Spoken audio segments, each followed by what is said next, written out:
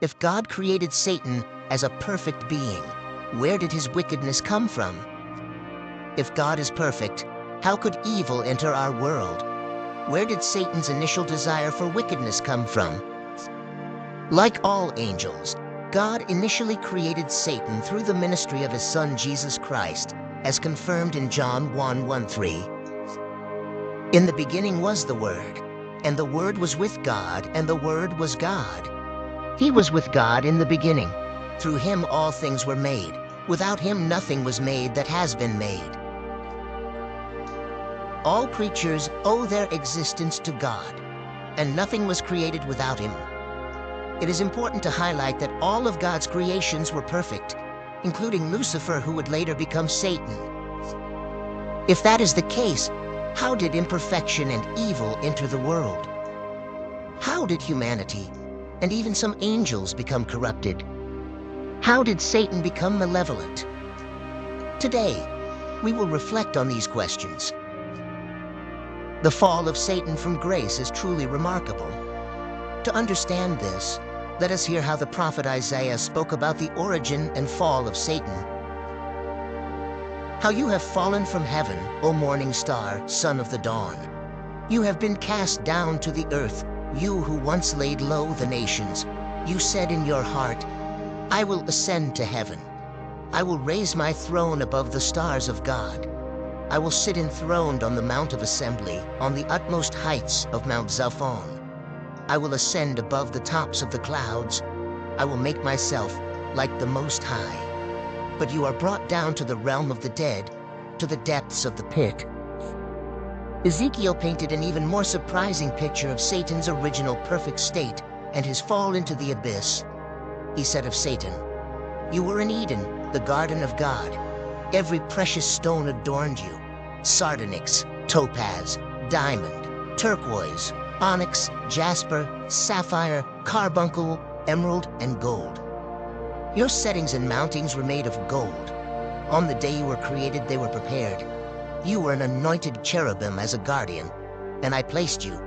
You were on the holy mountain of God. You walked among the fiery stones. You were blameless in your ways from the day you were created, till iniquity was found in you. Through your widespread trade, you were filled with violence, and you sinned. So I cast you as a profane thing from the mountain of God, and expelled you, O guardian cherub, from among the fiery stones.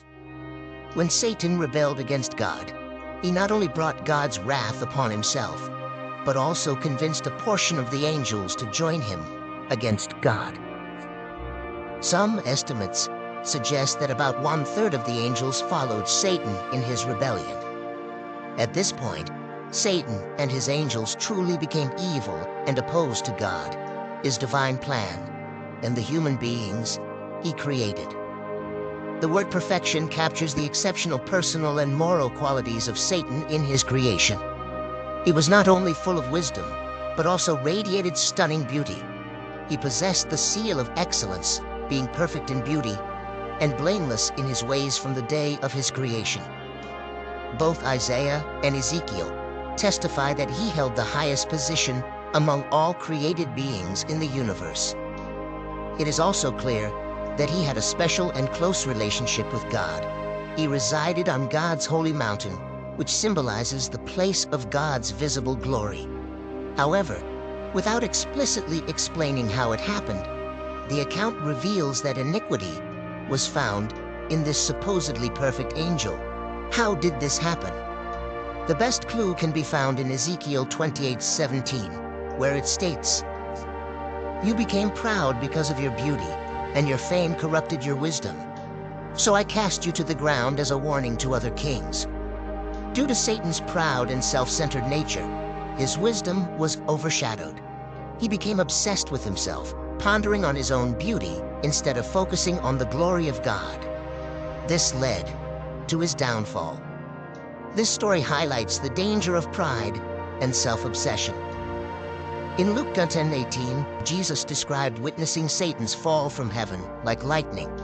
To fully understand what Jesus meant, let us examine the context in which he made this revelation. It was when 70 disciples returned after Jesus had sent them to preach and prepare the way for Jerusalem. Upon their return, they were filled with joy and perhaps personal pride.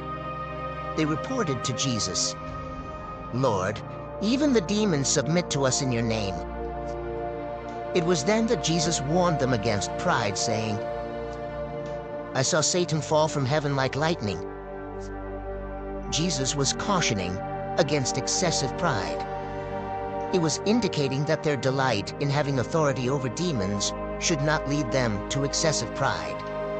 Pride is a sin that can lead to other sins, just as excessive arrogance caused the fall of Lucifer and his expulsion from heaven.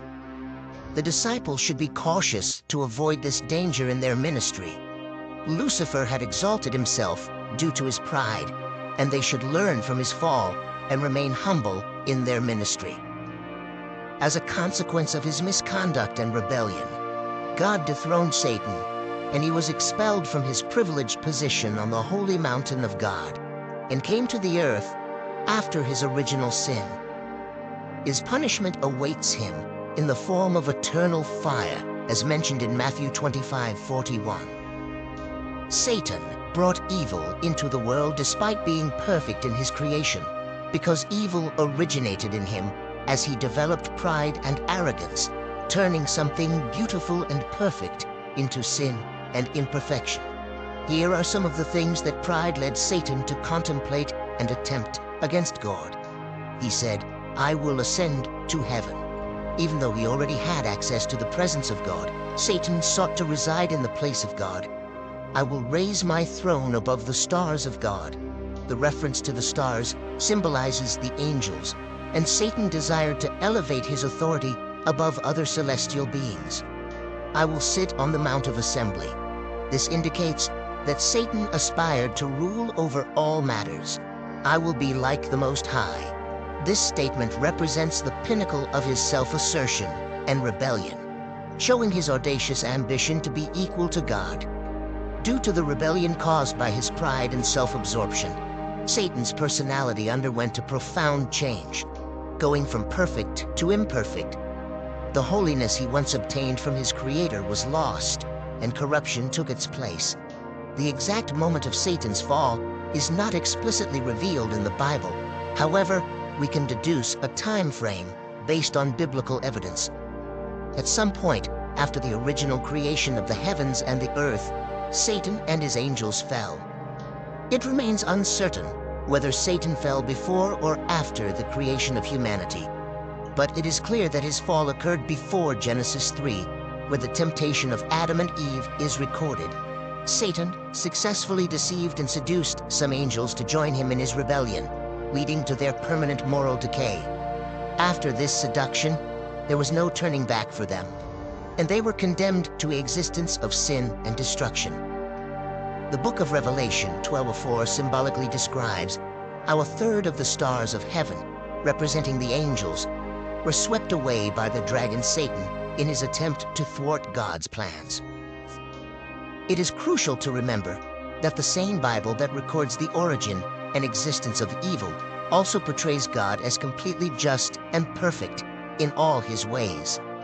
He views sin as extremely wicked and worthy of judgment. God neither promotes nor perpetuates sin, as stated in James 1:13. No one, when tempted, should say, "I am being tempted by God," for God cannot be tempted by evil, and he himself tempts no one. Temptation does not come from God, but arises from our own weaknesses. God is beyond temptation, and he does not tempt anyone. Satan, with his beauty, became a source of pride that ultimately led to his expulsion from God's presence. His own pride and self-importance corrupted his mind.